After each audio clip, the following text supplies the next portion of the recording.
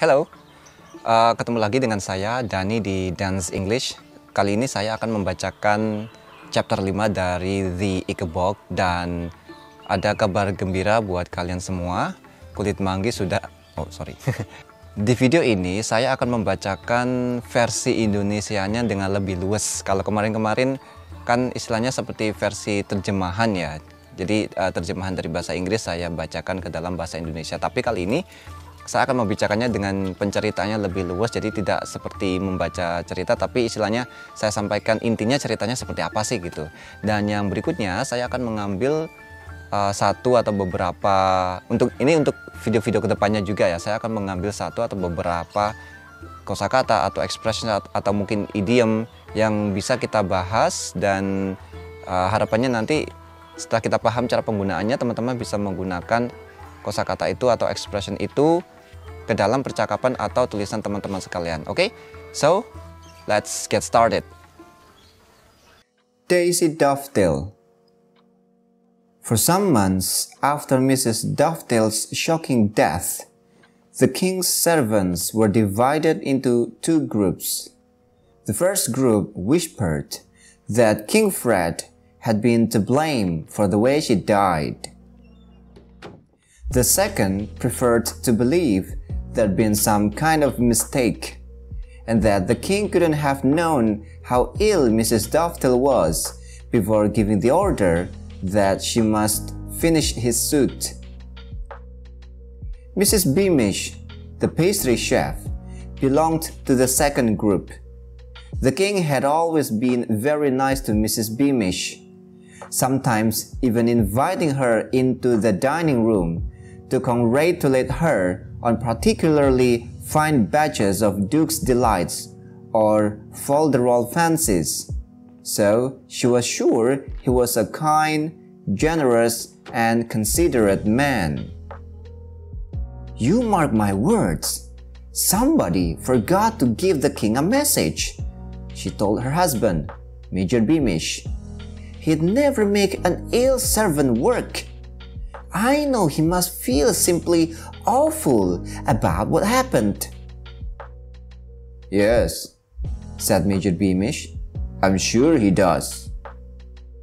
Like his wife, Major Beamish wanted to think the best of the king, because he, his father, and his grandfather before him had all served loyally in the royal guard. So, even though Major Beamish observed that King Fred seemed quite cheerful after Mrs. Dovetail's death, hunting as regularly as ever, and though Major Beamish knew that the Dovetails had been moved out of their old house to live down by the graveyard, he tried to believe that the king was sorry for what had happened to his seamstress, and that it had no hand in moving her husband and daughter. The Dovetails' new cottage was a gloomy place. Sunlight was blocked out by the high yew trees that bordered the graveyard, although Daisy's bedroom window gave her a clear view of her mother's grave through a gap between dark branches.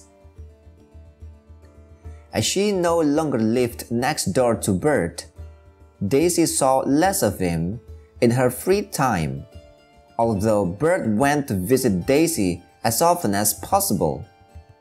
There was much less room to play in her new garden, but they adjusted their games to fit. What Mr. Dovetail thought about his new house, or the king, nobody knew. He never discussed these matters with his fellow servants, but went quietly about his work, earning the money he needed to support his daughter and raising Daisy as best he could without her mother. Daisy, who liked helping her father in his carpenter's workshop, had always been happiest in overalls. She was the kind of person who didn't mind getting dirty, and she wasn't very interested in clothes. Yet, In the days following the funeral, she wore a different dress every day to take a fresh posy to her mother's grave.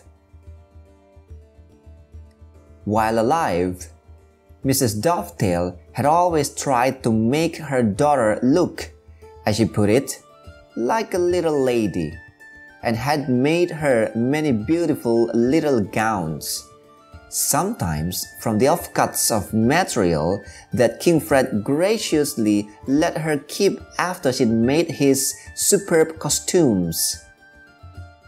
And so a week passed, then a month, and then a year, until the dresses her mother had sewn her were all too small for Daisy, but she still kept them carefully in her wardrobe. Other people seemed to have forgotten what had happened to Daisy, or had got used to the idea of her mother being gone. Daisy pretended that she was used to it too. On the surface, her life returned to something like normal. She helped her father in the workshop, did her schoolwork, and played with her best friend, Bert.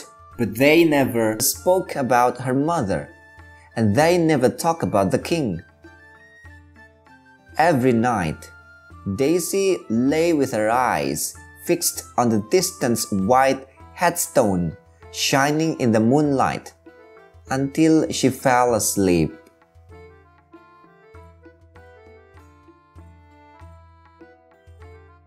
Chapter 5 ini berjudul Daisy Dovetail. Jadi Daisy Dovetail ini adalah anak dari Dora Dovetail. Kalau teman-teman masih ingat di chapter 3 kemarin, Dora Dovetail itu meninggal karena dia disuruh sang raja untuk membuatkan baju karena ada kunjungan dari Raja Pluritania ya waktu itu. Dan Dora Dovetail ini kan sakit keras. Jadi tapi karena dia disuruh menyelesaikan baju itu, maka dia bergadang sampai 4 malam kalau nggak salah. Di malam keempat itu dia meninggal. Nah, setelah kejadian itu di chapter 5 ini diceritakan bahwa para pelayan raja itu terbagi menjadi 2 golongan. Golongan yang pertama itu mereka percaya bahwa si raja ini bersalah karena dia menyuruh seseorang yang sakit untuk bekerja sampai meninggal. Nah, golongan yang kedua ini mereka berpendapat bahwa sebenarnya raja itu orang yang baik dan dia tidak mungkin menyuruh seseorang yang sakit untuk bekerja. Ibunya Bert, Nyonya Beamish, ini masuk ke golongan yang kedua ini. Jadi dia bilang bahwa seseorang harusnya ada yang bilang gitu. Mungkin raja nggak tahu kalau Dora Dovetail ini sakit sehingga dia disuruh menjahit yang akhirnya meninggal. Nyonya Beamish ini yakin bahwa si raja ini orang yang baik karena dia beberapa kali mengundang Nyonya Beamish untuk memberikan selamat karena telah membuat roti yang enak dan sebagainya. Ayahnya Bert pun juga sama, si Major Beamish ini. Dia merasa bahwa si raja ini orang yang baik ya, meskipun dia tampaknya baik-baik saja pada waktu berkuda, dia yakin bahwa sebenarnya si raja ini juga merasa bersalah gitu. Major Beamish ini berusaha untuk percaya bahwa si raja ini orang yang baik karena Major Beamish, ayahnya dan kakeknya itu sudah beberapa generasi itu dia menjadi pengawal raja. Dan dia juga percaya bahwa si raja itu tidak ada sangkut pautnya dengan pemindahan keluarga Dovetail. Padahal kan yang nyuruh kan si raja kan ya. Ya andaikan aja dia tahu. Nah, Daisy Dovetail sendiri digambarkan di chapter ini yaitu dia seolah-olah sudah melupakan sih lebih tepatnya kejadian kematian ibunya. Kalau ayahnya sendiri juga pendiam, jadi dia tidak pernah membicarakan apa-apa dengan teman-temannya. Jadi ketika dia selesai bekerja ya kerja terus dapat duit pulang dan dia berusaha untuk membesarkan Daisy tanpa ibunya gitu sebaik-baiknya. Daisy sendiri dia suka membantu ayahnya. Dia sebenarnya nggak suka pakai dress ya, apa istilahnya kayak baju gaun anak-anak perempuan itu kan biasanya pakai dress itu. Tapi semenjak kematian ibunya dia selalu memakai baju-baju yang dibikinkan ibunya. Dulu kan waktu ibunya masih hidup kan ibunya sering diperbolehkan oleh si King Fred ini untuk membawa kain-kain perca, kan sisa-sisa potongan dari kain yang dia buat untuk baju sang raja. Nah, si ibunya membuatkan banyak baju untuk Daisy, dan itu sama Daisy dipakai tiap hari untuk mengantarkan karangan bunga ke nisan, ke makam ibunya. Nah, rumah mereka yang baru ini, rumah keluarga Dovetail ini apa ya, gloomy. Gloomy itu istilahnya suram. Jadi bayangkan aja kayak rumah yang sempit, gelap, nggak ada tetangga sekitar, ya seperti itulah intinya. Jadi kan kemarin kan ceritanya di chapter 4 itu kan dipindah mereka. Nah, di rumah yang baru ini tempatnya suram, terus karena Daisy tidak tinggal dekat lagi dengan Bert, maka Bert juga akhirnya jarang juga datang ke rumah Daisy. Ya sesekali sih gitu mereka bermain gitu.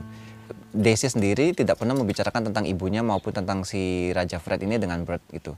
Pokoknya yang dia lakukan setiap hari ya sekolah, bantu ayahnya, terus bermain sama Bert, udah gitu aja.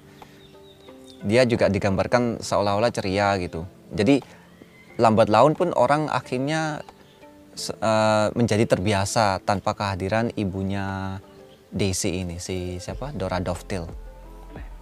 Daisy Dovetail pun juga tampaknya demikian. Jadi dia seolah-olah sudah apa ya? Pokoknya intinya dia tidak pernah membicarakan hal ini. Dia tampaknya juga baik-baik saja, dan tiap malam sebelum tidur dia selalu menatap nisan ibunya di kejauhan. Kan rumahnya ini kan dipindah dekat kuburan. Jadi dari kamarnya Daisy ini kelihatan nisan makamnya ibunya, meskipun rumahnya ini gelap gitu tanpa cahaya yang masuk gitu karena ketutupan dengan pohon. Jadi intinya chapter 5 seperti itu, dan cerita ini juga nanti akan nyambung ke chapter 6 di mana akan ada masalah yang muncul. Yang ini ada kaitannya dengan Daisy. Spoiler dikit nggak apa-apa ya. Oke, sesuai janji saya akan mengambil kata atau expression yang bisa kita ambil dari cerita ini sebagai pembelajaran, dan kali ini saya akan mengambil kata awful. Di chapter 5 ini kita bisa menemukan kalimat he must feel awful about what happened. Jadi awful itu artinya sesuatu yang jelek sekali lah. Misalkan kayak contoh ketika kalian menonton film dan filmnya tuh payah, ceritanya jelek, sinematografinya jelek, efeknya juga jelek, pokoknya jelek lah. Itu you can say the movie was awful. Filmnya jelek banget. Nah, di cerita ini bukan berarti si raja tuh jelek. Kan yang diceritakan he must feel awful about what happened itu kan si King Fred. Kalau nggak salah yang bilang itu si ibunya Bird ya, Nyonya Beamish. Itu artinya he must feel awful. Jadi dia pasti merasa bersalah, merasa tidak nyaman atau merasa nggak enak dengan kejadian tersebut. Jadi awful di sini konteksnya adalah perasaan, di mana perasaan itu nggak enak, pokoknya nggak nyaman lah, sesuatu yang mengganggu pikiran, intinya seperti itu. Jadi awful ini adjektif, jadi teman-teman bisa membuat kalimat contohnya seperti ini, you must feel awful about her. Kamu pasti merasa nggak enak karena dia gitu. Atau the movie was awful, itu tadi contoh yang pertama ya, the movie was awful, filmnya jelek banget gitu. Oke, if you have any question, kalau ada pertanyaan silahkan tulis di kolom komentar, dan nantikan chapter-chapter selanjutnya. Bye-bye.